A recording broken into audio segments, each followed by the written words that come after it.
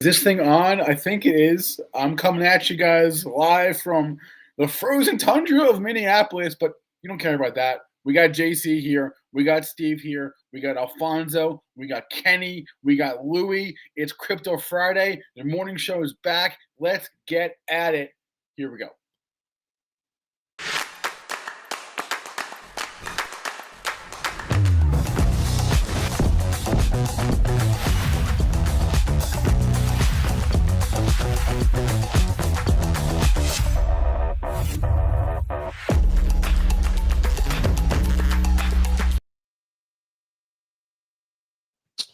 All right, we back. We back. You guys miss me? How was the compound? It was fine. You know, we got along way too well. You know, there was no you're an idiot, that's dumb. Like there was none of that. There was like a lot of agreeing and, Yeah. So not a good one. lovey-dovey. Everybody was getting along. Did you tell them that new lows were not expanding? I told them that. Okay. I told them a lot of things. And they just smiled and said, yeah, they had no arguments. And like afterwards, like all the guys, because like everybody's there on Thursday. So like the entire office was slammed, all the guys in from Chicago. And I know a lot of them, obviously, over the years. Right. And they're like, so how was the show? I was like, we got along really well, which is unfortunate, Here, throw up slide 3 for everybody to go see. Podcast is out. I don't know why they titled it JC's Revenge.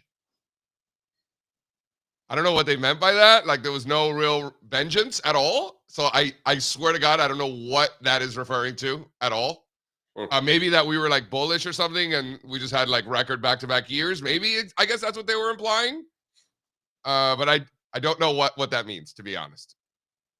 Like it wasn't like a dig at anybody like Josh or Badnick or anything. I woke up this morning and I saw that title. I think JC, and having not listened to this yet, I can't say because they only came out this morning. But perhaps I saw your charts. You started with talking about it was like the lack of new lows 2 years ago, right? You were bullish 2 years ago. Yeah, why don't we do that and then we'll go to the state of the market. So guys, go to the Compound and Friends podcast is out. The YouTube, I don't think is out yet as we're recording this, but it'll probably be out before the end of the day if I know those guys. Go to the next chart. So we started out the podcast talking about how going into 2023, you and me together, Strazza was there too. I gave Strazza a shout out. I was like, Strazza was sitting right here next to me. And we were talking about how Southside was consensus that the S&P 500 was going to fall in 2023. First time in this millennium that Wall Street Southside was at a consensus that the S&P 500 was actually going to fall. And then here's what happened.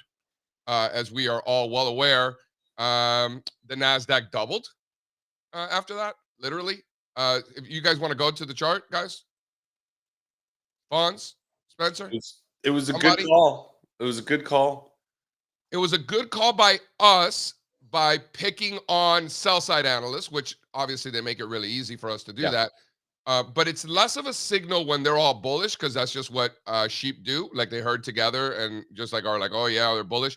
But when they're bearish, like they were going into 23 2 years ago, that's the signal. And Josh was like, how come nobody was talking about it? I'm like, what do you mean? We were right here talking about it. And he's like, yeah, but nobody else was. I was like, well, you're welcome. Right. Sentiment was so washed out at the bear market lows in 2022. Mm-hmm. I think that's one of the best signals we've gotten from sentiment my entire career. Shout out to the sell side. I know there's only like 3 that are still employed or 4. That's not true. If anybody starts a GoFundMe account to keep sell side analysts employed, I will help. I will contribute. We need the data. They're still doing a lot of work out there. There's still a ton of them. Good. I'm rooting for them. Stay employed, baby. Let's go. Stay employed. All right, Spencer, hit it.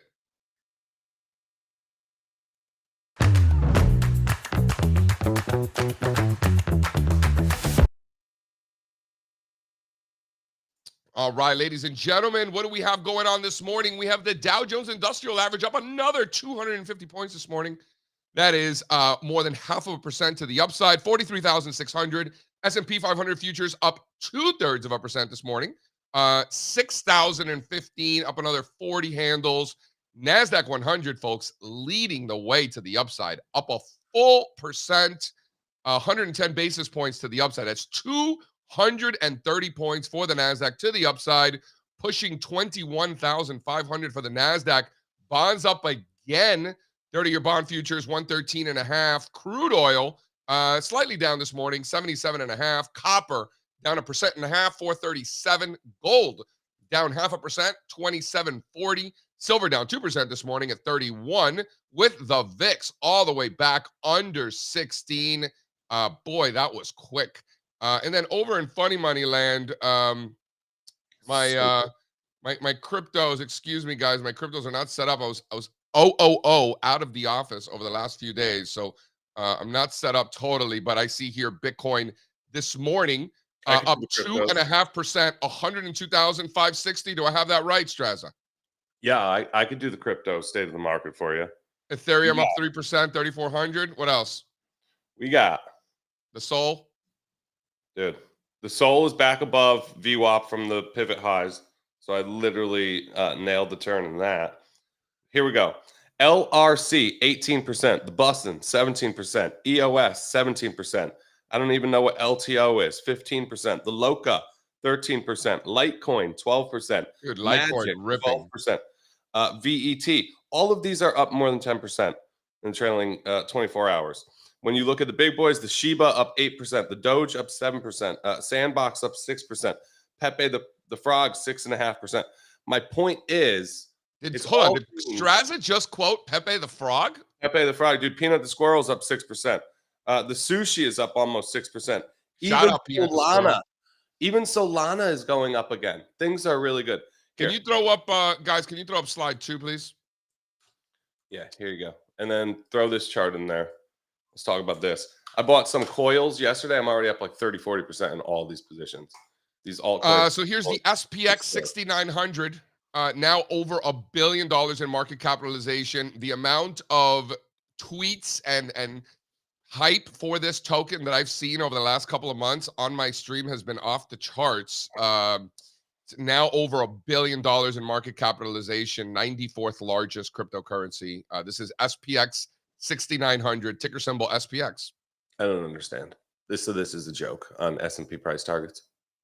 You think that that's like part of the meme? Is the S&P price target of 6,900? Yeah, probably. I'm guessing. I'm asking. But well, SPX 6900 is, and I quote, an advanced blockchain cryptography token coin capable of limitless possibilities and scientific utilization.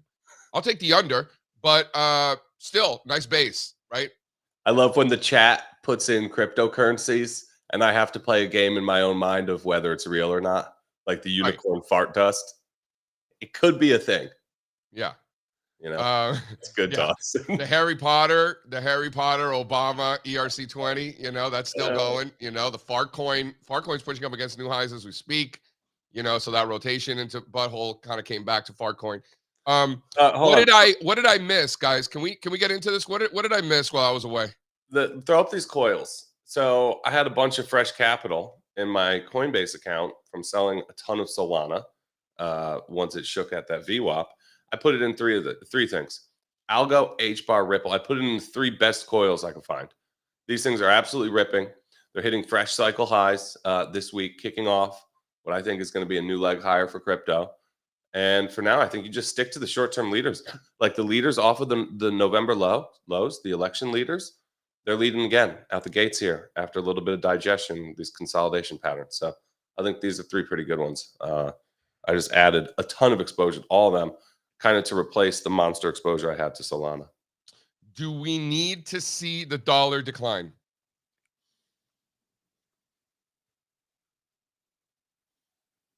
Probably. Throw up slide 6. So this is a couple of days. New slide 6. It keep going up every day, JC. I don't know if it needs to decline, but it can't be going up every day like it was for the past few months. Well, it just came off for a couple of days, and look how well the stock market did. Wasn't the Dow up 750 points on Monday when all these clowns are telling me that breath is deteriorating? Like, are we looking at the same market? Breath was deteriorating, and now it obviously was not. Just because the market bottomed and they stuck it doesn't mean Market breadth didn't is bottom. deteriorating. You can't have breadth deterioration without any stocks going down in price. You see, stocks have to Jason, go down in price. so many stocks were going down in price, my friend. It's okay. It's okay. There were no expansion in 1 month lows, 3 month lows, 6 month lows, 12 month lows, nothing, zero, zilch. Casey, You know why? You know why that you did not have an expansion in the lows? Because every time any group of stocks got close to breaking down, they bottom. You know why? Because that's called sector rotation. You know why? Because breadth was not deteriorating. I'm not going to let you do I that. count. No, I no, go no. and count. Because then you make me question everything when you say the data isn't the data.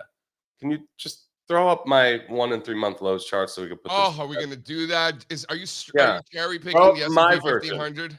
Throw up my version, not what you guys did last time. All right. Well, my version clearly worked out a lot better. We had our highest reading since 2023. So there was expansion in new lows. Okay, so your S&P 500 slightly saw new lows right before the market ripped in your face. If you would have been looking at the New York Stock Exchange, you would not have come to this conclusion, and you would have been buying very, very aggressively. I'm not saying you specifically because you were. I'm saying the Utes, two Utes. You could have a little corrective wave where breadth deteriorates and then they dig in and the market rebounds and rallies. I can't have a serious conversation about market breadth without including sector rotation, and sectors have been rotating, and that's why we have not seen an expansion in new lows. And anybody who argues otherwise, I will show them as I do. Okay. Moving right along. What else did I miss? Nothing really. It's been a great week. What you missed was we had these big, it looked like a big resolution day a week ago on Friday, right? We had these little short-term coils. They all looked like they were breaking down. Monday was a big repair day, right? Big bullish engulfing candles, undoing those little downside coil resolutions. And then we've had follow through day, pretty much. So it's been a really big week for the market. Bulls came out here, repaired the damage in like the final hour, and they repaired it in a big way. We got the scoops, we got the scores, we got the shakes, and now they're breaking, right? We got a little shake and go situation here. Little shake and bake, little scoop and score. Yeah, they're shaking, they're baking, they're shaking. I gotta tell you, I don't like how you spell scoop and score. Scoring. They're dipping, they're ripping. You know what I'm talking about? I don't like how you spell scoop and score. That's how you spell it. I invented it. Yeah, no, I don't really like it. Like the random apostrophes. Like I don't even think you put it on the right side. Like I don't know. I don't think you're doing it right. We have to have a sit down about this. Because scoop and score is a Steve Strazza patented pattern. This is all you. It's N and then the apostrophe. Yeah, I don't think so. As somebody who looks out for you and cares for you, when you do something right, which in this case I believe is one of those instances where you did something right, you came up with something clever, something that adds value. Now it's up to me as your friend to help you not screw it up. Yeah, and I think that by spelling it wrong, you're screwing it up. But how is it spelled wrong? You have a problem with the N and I don't like the random apostrophes. Can you throw up the scoop and score? Tell the folks what I'm describing here. I think maybe it should be scoop space apostrophe N space score. So you're saying the apostrophe comes before the N? I don't think so. The only reason I'm saying that, Steve, is because shake and bake, the apostrophe is before the N and shake and bake, right? Listen, as Spencer Israel, our resident journalism major, and does that make sense to you? It makes sense to me. Yeah, I like deferring to Spencer in times like this. Here's the thing: the apostrophe replaces letters, right? It replaces letters. So in this context, you got letters on each end that we're taking out. Can you throw up the regional banks just so you can show people what you're talking about? Can you throw up the regional banks, please? Yeah, there it is. Listen, that's what Strazza is talking about. The scoop and score goes both ways, but the best ones are where they try to break them down, right? And then you rock it higher. This is a little bear trap, right? They give them a shot to break this pattern down. It's down there for one day, and then 3 monster candles back into and out of the range. The best resolutions come right after these moves. Yeah. A little shake, and then they go. That's what I'm telling you, Strazza. This is something really good that you came up with, and it's very clever and value add. So, like Spencer and me are going to make sure you don't screw it up now because this is a good one. Like, don't misspell it. Tell him, Spencer. We can call this whatever you guys think is best. Good. What I know is that this pattern works over and over and over again. We've gone back to it over and over and over again. Some of our best trades in breakout multiplier came off of these moves this year. And when we saw the regional banks doing this, first of all, a lot of groups were doing it. But the regional banks were just so spicy with earnings coming up. We saw this happening Monday. We got right in, and we should be close to selling a double. I want to give a shout out. I want to give a shout out to Sam Rowe. Yeah. Sam Rowe, friend of the show. I was heading over to K-Town, Koreatown in New York City yesterday. Fiending some Korean barbecue. And, in the old days, my understanding from my Korean friends, Tom Lee, Sam Rowe, I think those are all my Korean friends. I got a couple more. And then they would say, just go to 32nd Street and the one with the lowest line, just go to that one, like the smallest line. But that's no longer the case. So here's the key. Ready, guys? Pay attention. Write this down. You ready? Don's Bogam, D-O-N-S, Bogam, B-O-G-A-M. It's on 32nd Street, but here's the thing. It's east of 5th Avenue. So Koreatown is in between 5th and 6th Avenue. So this one's off the beaten path, like half a block over. But going that one half block, let me tell you something. That Korean barbecue last night was pretty good. Spencer Israel. I know Spencer Israel is a fan. We're going to have to go there. That sounds really nice. It was lovely. I haven't dabbled too much in Korean barbecue in my life. I had dinner with my financial advisor. Nice. Lovely. He's so Connecticut, dude. The things coming out of his mouth, like just one-liners after one-liners. Like he was saying things like, oh, going into the city for the Big East tournament. Just like things that he would say, like are things that you would say. A lot of great Connecticut folks over there at the Ritholtz office. Yeah, he's now in Rhode Island. That's how much he loves Connecticut. Connecticut, if it's on your morning show bingo card, there it is. Cross it off. Dude, Connecticut. He's so Connecticut. He might be more Connecticut than you. I mean, that's not hard these days. I don't know. You're pretty Connecticut, bro. You're pretty Connecticut. So my financial advisor says that I shouldn't have this much real estate exposure. He thinks I have too much real estate exposure. No, I was just talking to Pat. I want more. I want more too. But he says that if I buy more real estate, that I have to be very leveraged. He says I should go 0 interest. This is my financial advisor. He's the one that's supposed to be slowing me down. You own one house. I don't understand what the problem is. I know, but I own it all. So I don't have any leverage. He wants you to. So what's he want you to do? He wants me to leverage my real estate, that I'm too conservative. Me. He doesn't know about my fart coin exposure. I don't know. That's good for him. That's aggressive. Why not? I was in a meeting, a very important business meeting 2 days ago, and they were asking me about the S&P 500. This is an important meeting, like no joke. And they're asking me about my thoughts on the market. And, I go on my tangents and I start talking about the Polish zloty and the Korean won. I sold them. As soon as I mentioned the zloty, they were in. So shout out intermarket analysis, right? But how about that? The zloty helping me close deals. How do you feel about that? I bet you guys didn't see that coming. I don't believe you. You don't believe me? I swear, I'm not that creative to come up with that. Closing deals with the zloty. Shout out Poland. Shout out Korea. Korean won, and I had some Korean barbecue yesterday, so not a coincidence. I think commercial real estate here is very interesting. It's a very interesting place. Whenever the banks start working and the financials are really firing on all cylinders like this, usually the bond market's doing something. That means rates are falling. Real estate becomes really interesting to me too. Can we throw up slide 2? Because this was the good folks over at the Compound and Friends, Mr. Joshua Morgan Brown and Michael Batnick. Really like this chart, believe it or not. Slide 2, please, guys. They really like this. Josh likes gold and silver, believe it or not. I've known Josh for 20 years. I don't think I've ever heard him say those words. So that was interesting.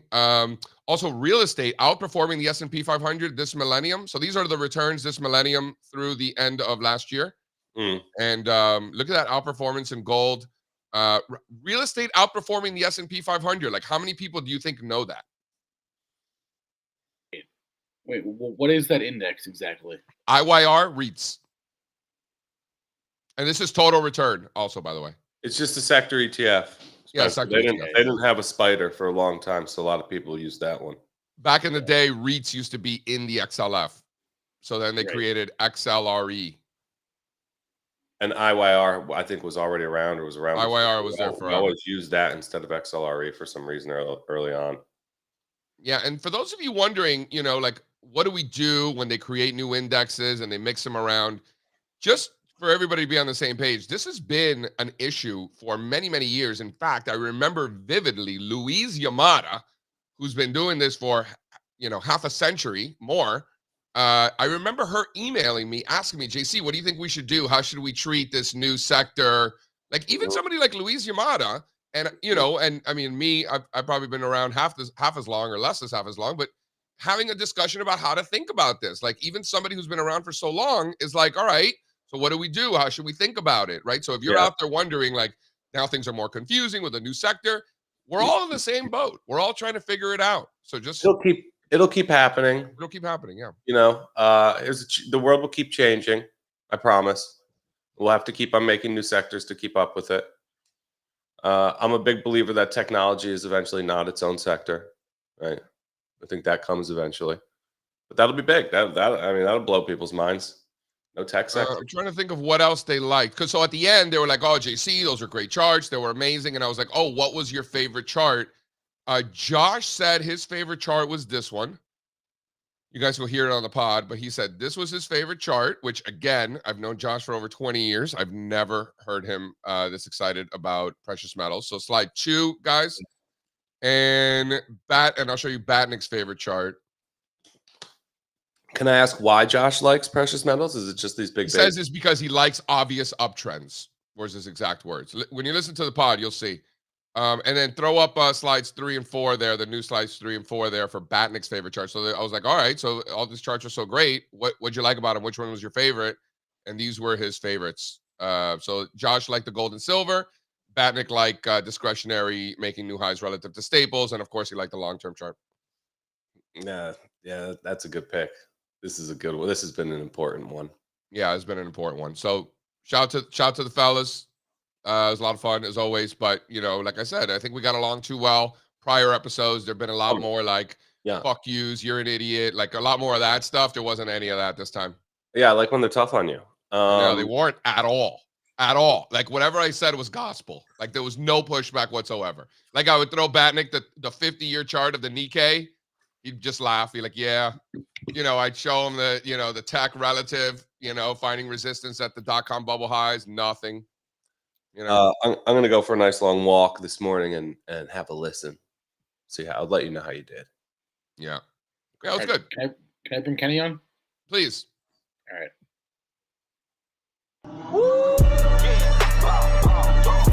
It's been a long time coming. They ain't come from my club, they tugging. Putting up numbers, 99 pounds, and I still kept it 100. Hola. Yeah. Oh, Mr. Kenny Glick, how are you, my man? All right. Good morning. What's going on? Everything, dude. Everything. Was in the city with some of our friends yesterday. How was that Yahoo Finance hit? It's fun. Yeah. It still always bugs me out a little bit how eerily quiet it is on the floor of the exchange. And it was really quiet, like really quiet. There was nothing going on.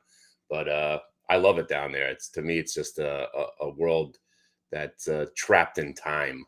Did you drive in or did you take public transportation in? Well, I drove in. I wanted to test the congestion theory, but that's what I'm asking, because I took the Lincoln Tunnel in, and when it's a shit show there on 40th Street, I just flew right in. It was unbelievable how empty it was. Oh yeah, actually, it wasn't too bad. I left in the middle. I left right at the time where nobody's on the road, like 11 o'clock. But yeah, me too. I think if you make a left off the Holland Tunnel, you avoid that stuff. So I went. So you right took the Holland. All right, I was in the Lincoln Tunnel. All right. But we don't know. I don't know. I don't really I don't usually drive to the city. I just take. Neither.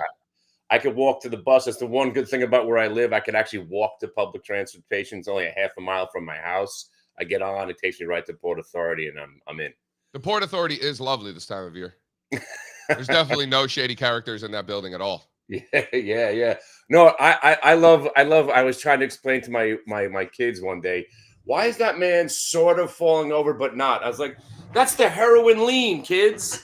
they could sit like this for a good 40 or 50 minutes. It's incredible. We could just sit and watch if they fall over. It's fun. Oh, wait, there he goes. Oh, wait, no, he's back. He's back. Yeah, it's pretty wild. It's pretty wild. I mean, if you don't, I mean, it's sad, but you either laugh or cry, right? I mean, the 70s are back in New York City. It's great. Yeah, yeah. Especially around the Port Authority. I don't know what's going on there, but they love it. Talk to me about this bull market. They were trolling me this weekend about how I haven't been looking at charts. They're accusing me of not looking at the charts. Okay. Stock market's been absolutely ripping this week because sector rotation and it's a bull market and breadth expansion and all the things that, of course, we've been talking about. So, Kenny Glick, as somebody who doesn't care about such things, how are you approaching said market? Oh, I'm right now. I'm just actually just keep reminding everybody, shorting is short-lived and you're going to die. I was short. I came in the week short. I came in from Friday short. I held positions short on the Qs. And, as soon as the market was gapped down, we covered most of it on Monday. And we had intentions of staying short. And we were coming up with levels where we could pull back to and where we were going to buy the dip. And by Monday afternoon, that was all gone. So as soon as the stock market starts to rally above certain levels, we got out and, joined the winning team. But it's impossible. It's impossible. I'm talking about the Qs specifically. It's impossible to stay short the Qs. But back on that notion, why fight this market? Again, yesterday, right back into buying calls on into the close. The other day, buying calls into the close. And, we've been talking about the 0-date options, almost every day. It's the greatest invention ever because now you get to trade the QQQ, which is basically going to move 2 or 3 points easy every day. Okay. And now you're trading these 0-date options where you're buying a $500 index that can move 2 or 3 points at the end of the day.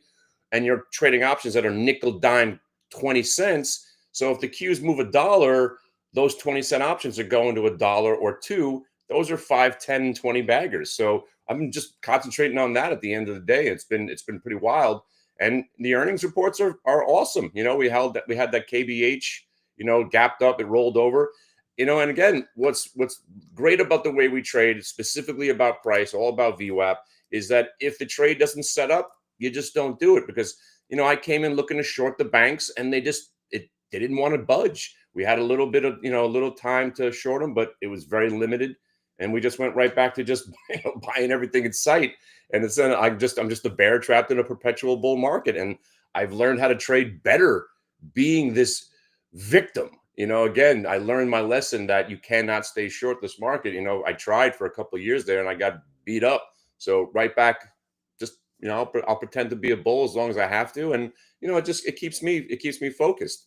But I really want to talk about the article about XRP. Can somebody explain this to me? I just want to have this conversation before I go. Well, do we have Louis? Is Louis coming in? Yeah.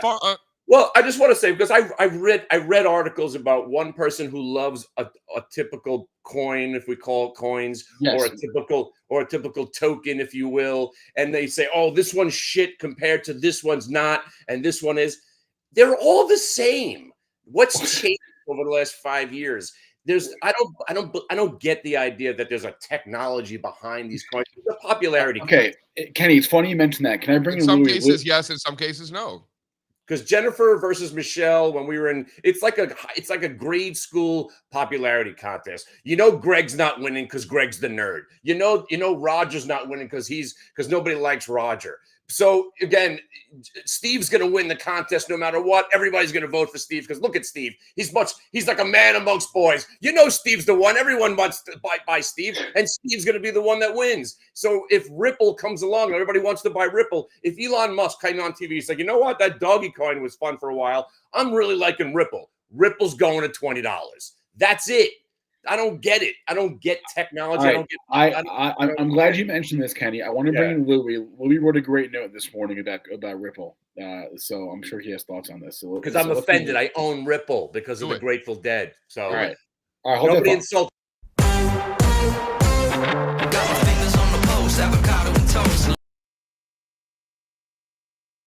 Hey guys, lovely to talk to you. Lou Dog. Okay, I have a question. What makes Algo X any different from Ripple? I own them both. I bought Algo X because of the word algo. I bought Ripple because of the Grateful Dead song and the drink that these guys used to were pounding in the park back in 1980. Talk to me about what makes one different than the other. Is it not just a popularity contest? Talk to me. No, I'm having a little bit of audio issues, so I didn't get all of that. But look, the big thing that you want to look at here is supply and demand, right? So there's Right. a thing called tokenomics. So what the supply of these coins are. You have a look at something like Ripple, where they are inflating that supply 6 to 8% every single year. The Ripple lab holds over half the supply. You don't know whether they're going to be dumping that on the market anytime soon. The CEO just makes up lies. He pumps the token. They say that they have these partnerships that they're going to become the new SWIFT system. They've been But saying that's the same story. I've heard that. I've heard this conversation about every other coin. How they're the infinite supply on the Dogecoin or the doggy coin, as I call it. Or I've heard that story amongst all the different coins. This one's definitely not going to move. The supply's too big. And next thing you know, that one's ripping because some kid on Twitter or TikTok starts talking about it, and he's in a hot tub and everybody's buying it. I don't get it, man. I don't get it. And I respect that you do the deep dive into it, but to me, it's just a popularity contest. And you did say it there. So if I had a bigger following on the internet and I started pumping shitcoin or Glick coin for that matter, it'll run. It doesn't matter. It will not, because Jesse, as you handsome said they as weren't. you I was going are, to sort out some audio issues. I'll be right back. yeah, Kenny, that would not happen because you are not as good looking as the Hawk Tua. And the Hawk Tua has gotten canceled because her coin didn't go up. And if her coin can't go up, I love you, brother. Why not? Dude, her coin hit a market cap of 500 million. Right, there you go. Got Right. run. Up for 2 minutes. Yeah, and that's all you need, right? What about this kid on the 13-year-old? No, she's going to prison. That's what's going on. Who's going to prison? Louis to come Hawk back. Tua. She's going to get Hawk Tua in prison. Here's the Hey problem. guys, what's up? Here's the problem with this way of thinking, though, Louis. Right? Based on this logic, you're going to run from a lot of things. Algo X going up a lot in crypto, right? And you're okay with that? I think Ripple is the absolute exception to that, right? It's got a $200 billion market cap, which is not peanuts. And so if you're buying Ripple here, you're essentially making the bet that it's going to go from $2 or from $3 to $10 because it's breaking out of this long-term base. If you're buying a $100 meme coin and it goes and it 10x's to $1 billion, it's still absolutely nothing. I think Ripple's the exception. And so I agree with you like most of the time. Louis right. Louis right, by the way. The Glick coin and the Hawk Tua and the Fart coin, those are one thing. Ripple is $200 billion. Like, Louis right. There's a difference. It's $200 billion. Because I feel like I'm hip to the Ripple. I went to 2 conferences back in the day. I sat through the whole conversation. I raised my hand, and again, I raised my hand, asking the same questions I asked today were the same questions I asked when I bought it in 2017, 2018. And the guy was going on about frictionless currency and how he could be applied. And I said, but what makes the coin worth anything? And he didn't really want to answer the question. And the same question I have now, same question I'll have 5 years from now. If go up, it good. If go down, I sell. That's it. It's the same thing. And yes, Algo X. The reason I bought Algo X, well, I bought it because of Scaramucci telling me to buy it at $2.50, and it went down to 9 cents, and I liked it at 9 cents. But that's the point. I just don't understand. But right now, it's fantastic. Everything's going up, and I guess that's all that we care about. You're like Kenny. You're like Smalls in the Sandlot. Like, you're just thinking too much. Have fun.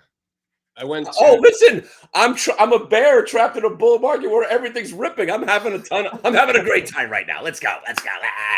Well, here's the $5. Let's go. But let's talk about the other one that I own while we're here. Talk to me about Tron, because the same principles why I bought Ripple was why I bought Tron. Jeff Bridges. Talk to me. Is this 2017? Like, we're talking about Ripple and Tron. Like, these still are in. Popular in 2017. Yeah. Like, we're gonna move on. But look, Tron to $5. Come on. Like, these things are actually pumping, right? So I like to call them the 2017 era coins. These are coins that have done nothing since 2017. No one really uses these networks. Nothing's really happening on them. But what happens is you get these massive pumps, right? And I'm not degrading your bags here, but look, you get these pumps here, and so I feel like that almost fits into your trading style, right? Because whenever I watch what you're trading something that's spiking, massively overnight, something that hasn't done anything, and then it just spikes all of a sudden. That's exactly what these coins do. Like the Yeah. Ripple, the Tron, they do absolutely nothing, and then when the speculative fever is just running rampant, then you get that massive spike, and then you get that squeeze, and that's a the setup that you tend to pay attention So to. should I let my bags go? Should I finally say farewell to Ripple? I thought it was over $3. I check every like 6 months to see how I'm doing. Dude, that Hey, Tron too, look, by the way. I mean, I've never owned Ripple in my life, and I don't think I'll ever own Ripple in my life, and I'm happy with that. If it goes to $10, I don't really give a shit. I'm happy to have other trades. All $200 right. billion is nothing to joke about. Kenny, before you run, we Yeah. have you here. Give us a name. What's moving this morning? Oh, I'm sticking with the I'm looking at Jabba the Hutt today, and so far so good. If the guys came in early enough to buy JBHT, this is a stock that again, What do you call it? Jabba the Hutt, JBHT. Trading it again. Everything has a nickname. We've been doing this for too long. Jabba the Hutt. So Jabba the Hutt. I don't know if you see my screen. It's Yeah, already show been. that. Yeah, it's just it was a blatant buy. Hang on a second. I'll show it to you in a I second. love that you're buying the transports. Like, who's this guy? Yes, if it reports earnings, I'm loving it. So again, No, I love it. I very appreciate simple it. here. This chart is here's your 3-year chart on this on Jabba the Hutt. It doesn't go anywhere. Every time it dips, they buy it. Every time it rips, they sell it. So it's basically trapped in a massive trading range. So any gap down, I was hoping for a complete washout to 160. Maybe even bleed it down to 155. But you come in with expectations, and then the market tells you exactly what to do. So if it doesn't want to stay down, there's your blue line break. There's a new high. There's the price where some of the guys in my room got it. I'm not in it right now. I wish I were. And if I was in it, I'd be selling a big portion of it right here as it's getting to the pivot point from the aftermarket. If it breaks over here, you might be looking at 180. So I'm keeping an eye on JBHT and Schlumberger. I'll be looking at SLB. They reported this morning SLB, and this has already had a move up, chop down. So again, not a lot of volume. We wait till the volume comes in, but I'll be looking at Jabba the Hutt. And of course, the quantum stocks, the lunar, all these stocks they keep finding volume. As long as the volume keeps pouring in, like RGTI, the stock is the most fun to trade out of all of them. You're doing 150 million shares a day. The activities here, it's just phenomenal. Just stay with the quantum names. The stocks are great, especially for day traders. The activities there, you could be on both sides almost every day. It's fantastic. Kenny Glick, not just trading common stock, but trading cryptocurrencies as well. Let's go, Ripple. If my words did glow, let's go, baby. Ripple to $5 and I'll sell it. Come on. I love everything about it. All Kenny right. Glick, ladies and gentlemen, give him a follow, hit the bid.com, and have yourself a great weekend. Don't lose too much gambling on football, Kenny. Yeah. Oh my God. Let's go Ravens. That's all I got left now. I'm rooting for the Ravens too. All right, Lou Dog. First of all, chat's making fun of you, how you were 6 years old in 2017, which is hilarious. I would take that as a compliment if I were you. You look good. And what year did you start working with us? It was my freshman year of university, my first year of university, 2020. 2020 was your first year of university. That's when you started working with us. Strazza says 2019. Fake news? Well, we were in cahoots. We were talking a lot back in 2019, but 2020 was the magic year. All right. Well, we like having you around, Louis. You keep us in check, keep us posted on what the kids are talking about, the D-gens, if you will, GM. Tell me what's on the radar. When moon? Honestly, Ripple is what everybody is talking about right now. Because again, it comes back to the fact that this is a $200 billion coin. So I want you to pull up the chart. Strazza pulled up those coils before. Now, this is the way that I'm looking at it. It's retesting these all-time highs. I just don't really see the attraction here. It's gone vertical right into these all-time highs. JC, what am I saying here? What? Tell me I'm wrong. Tell me I'm wrong. I mean, listen, there's history here, and if I don't know if we're gonna rip right through it. We could. I doubt it. but we could. I got to see it holding above those levels, and if so, sky's the limit. You're looking at a $1 trillion market capitalization here. Well, With a base like that, this is the biggest base in all of crypto, right? Yeah. Like, it is so much bigger than any other base in all of crypto that I couldn't even tell you what the second biggest base would be. There's nothing even in the same category. It's on its own stratosphere, right? Yeah, precisely. And so you asked me what's happening with what the young people are doing these days. Yeah. And I'm keeping Degens. track of sentiment in the same way that you do with Twitter and with what's happening in the community. And let me tell you that sentiment really is in the dumps. We had this standard correction, and the timeline is almost like 2022. People just forgot that we just had this massive run in the lead up to the election, and following the election, we had a normal standard correction, and the timeline has just gone apeshit. And so that's something that really stands out to me. And what we've been talking a lot about amongst ourselves, to the members, is we're seeing a lot of these breakdowns, but then this week particularly, a lot of these have failed.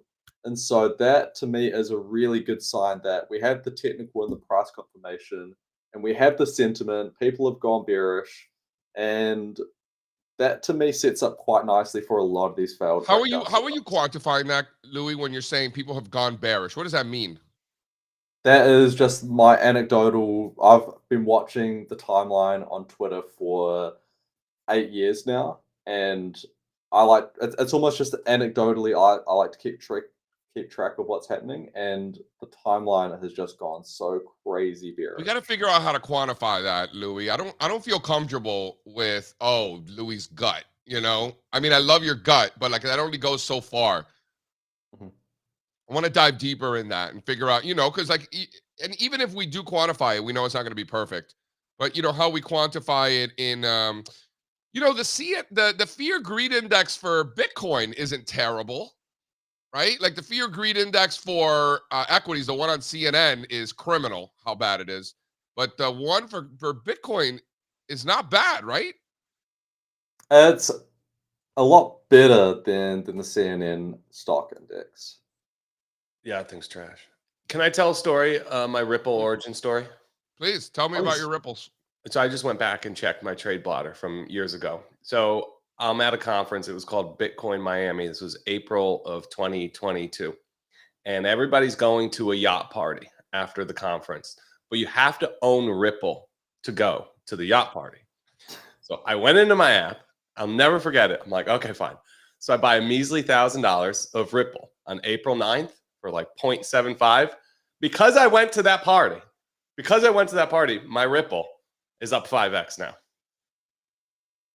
How much did you buy? $1,000, worth like 5,000 now. All right. Well, drinks on you. That's pretty funny. Yeah, I like that. I mean, the real question is, what was it a good party? It was fine. It was fine. It was strange. That's the one I'm always talking about, where I met the weird Ripple people. Now I know how crazy. How weird were they? It's just that like, how we go to parties and we stop talking about stocks and start talking about sports. You go to these crypto parties, they don't stop talking about crypto, dude. They fucking pin you in a corner and start telling you the story about how Ripple's going to take over the Swift system. It's really wild. The conversation just gets deeper, and more. Can you please school me on how Ripple is going to take over the Swift system? I don't know. Like, is this just made up nonsense, or is there something there? When people tell me fundamental stories about cryptos, it's hard. It's really hard for me to listen. Yeah. And they've said that they're going to partner with all these financial institutions, and they're going to, whether they use replace the Swift system. And there's no evidence of that, no evidence of any partnership. They don't keep any records. They're not transparent. It's like Tether with these financial statements saying that they've got 10 employees and they make more money than Goldman Sachs. It's like, but they're audited by some random accountancy firm in the Caymans. It's like, Tether's on one end of the spectrum, right? Where they don't even have that audited counterparty. But then you've got Ripple that doesn't even really report on any of these numbers whatsoever. There's no public record keeping, and so it's just, to me, it's a lot of promises and a lot of hype, but no real execution and follow through. Isn't the Swift system, isn't that kind of like one of the United States like greatest weapons for the rest of the world? And we're just gonna give that up? I don't know. To Ripple Labs, yeah. Yeah. And then what happened with the criminal investigation? Wasn't it like a whole SEC thing with Ripple going on for like a zillion years? What happened with that? They're good?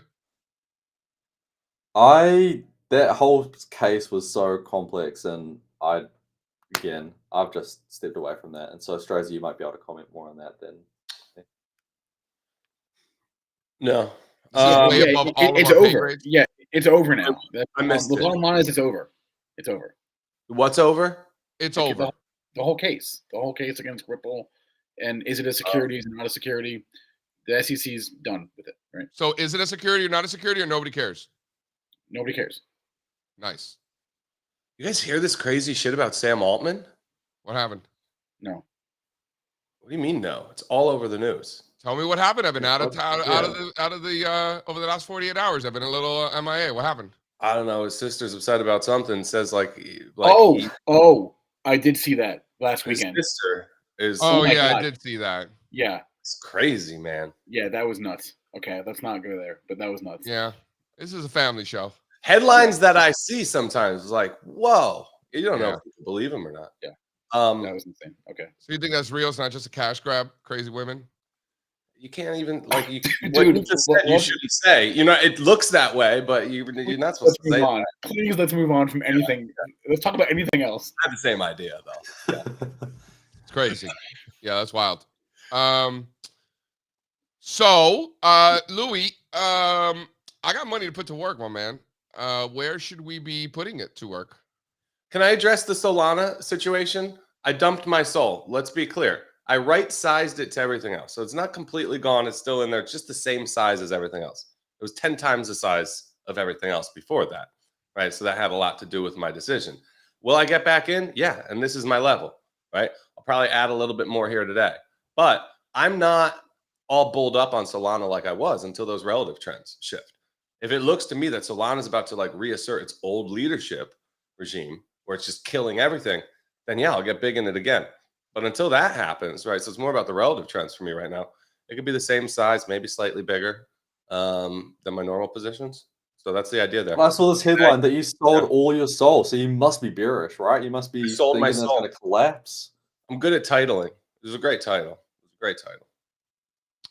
When you get back long again, you could call it the Soul Train,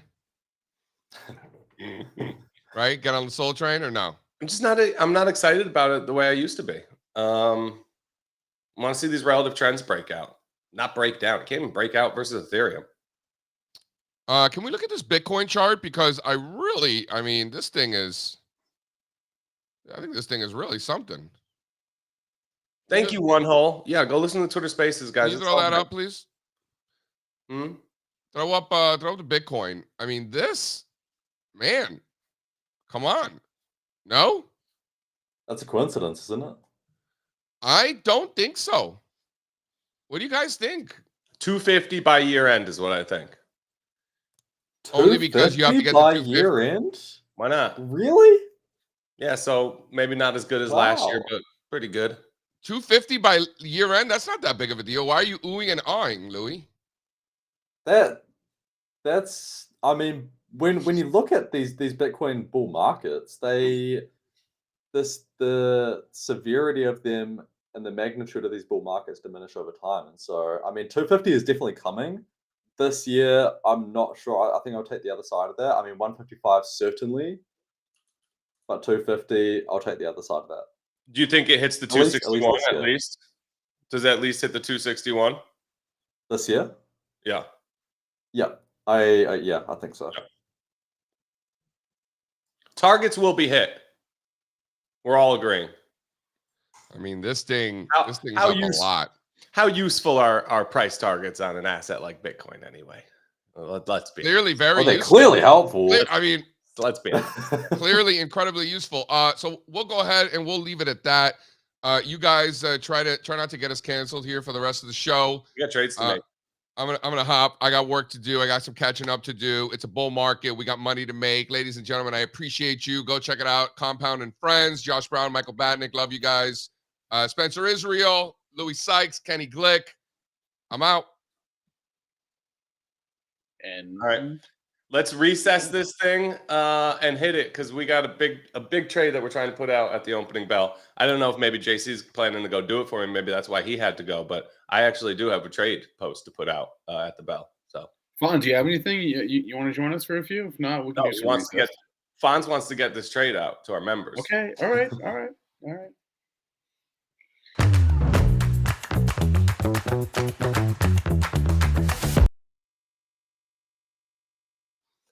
It's a long weekend again, and I just want to say I don't love it. We've been dealing with abbreviated market weeks. It seems like every single week since the end of December. Can I just get a full week with 5 days where the market's actually open and people are working and we're all living our normal lives? I don't like all the chop here. Yeah, this week, bro. This week. I don't need the long weekend. No, this week Monday's off, isn't it? No, the week we're in right now. Yeah, it's just, but I need more than one in a row, right? Because it's like a return to normalcy, and then they're hitting me with the long weekend. I'm not programmed for this. I need a little bit of routine. I need the market to be there and be open. We can't have all these holidays, guys. It's 2025. Cryptos are trading all day, every day, 24/7. And then we got traditional markets over here. It's like, what's going on? Can somebody fix this? What's the holiday? Martin What's Luther the holiday? Trump's inauguration. New national holiday. Have you heard of it? Yeah, well, I should probably keep up. I still mix up the Thanksgiving and the Independence Day, so I should probably.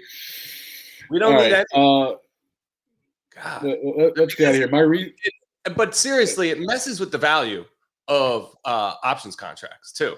When you just all of a sudden change the market calendar and take a day away, that does stuff. That does things.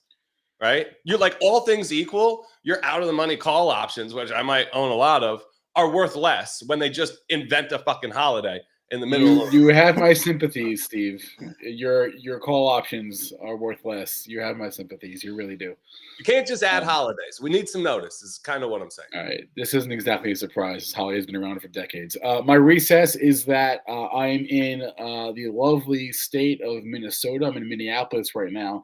And on Sunday, I'm leaving on Sunday. Sunday is going to be a high. This is the high of -2 degrees Fahrenheit. So, Louis, that's about -26, I think, Celsius. I've never experienced negative degrees as the high of the day before. I've been in negative degrees before, but never as the high of the forecast. So pray for us all in the frozen tundra Sunday and Monday. It's gonna be tough. Yeah, that's crazy. I mean, going to New York again for me, that's going to be a bit of a shock. I remember I got there and I just called up JC and I'm like, JC, like, what is this? Like, I was expecting cold, but like not this kind of cold. He likes to torture us all. It will be in the it'll be around 0 probably for you, Louis, right? Celsius. It'll be around 0, maybe like -2 to like 4 degrees, somewhere in that range Celsius. For the rest of us American folk, it'll be around freezing. But yeah, it's going to be negative degrees Fahrenheit here this weekend. That's just silly. Yeah. Okay. Matt Cinto in the chat. Did you guys know that people still collect Pokemon cards? There's like a big community of people who still take collecting Pokemon cards very seriously, and they're worth lots and lots of money. I know people. Something's going on at Costco. I'm not really following it, but some Costco started selling Pokemon cards now, and there's like a whole thing. There's like people are buying them up and just reselling. I'm not really sure what's going on there, but the guys at my barbershop will drive all the way to Miami to hit certain stores to buy packs of Pokemon cards. I'm not kidding. Today. Yeah, that's still a thing. 20 years later, look at that. I think collectibles. I think all that stuff is super dope. I think a lot of the stuff that we collected as kids will probably come back one day. As we get older and more bored with our time. Like, those headliners, like the really cool like figurines, even like some of those bobbleheads were like limited edition. They should be worth money. alternatives, man. It's a thing. So here's the deal. We're off on Monday, no morning show, but we are doing a stream Monday afternoon around 2:30 Eastern time. JC and I will be there. Everyone else is free to join. It's going to be an inauguration day stream. We're going to talk markets. We're going to have charts. It'll be a party. It'll be a party. It'll be after the speech, but during the day. So we'll have some fun with it. So no morning show, but we're going live in the afternoon. Join us for that. And I guess that's it, right? That's what we got going on. So as far as the morning show, we'll see you guys on Tuesday. If you want to come hang out on Monday afternoon, we'd love to see you there. Have a great weekend, everyone. Drop us a like. Louie, thanks for hanging out. I know it was late for you. And go make some money, all right? Happy Friday, everybody. Happy Friday. Have a good weekend, everyone. I can't take no loss. I don't even know what it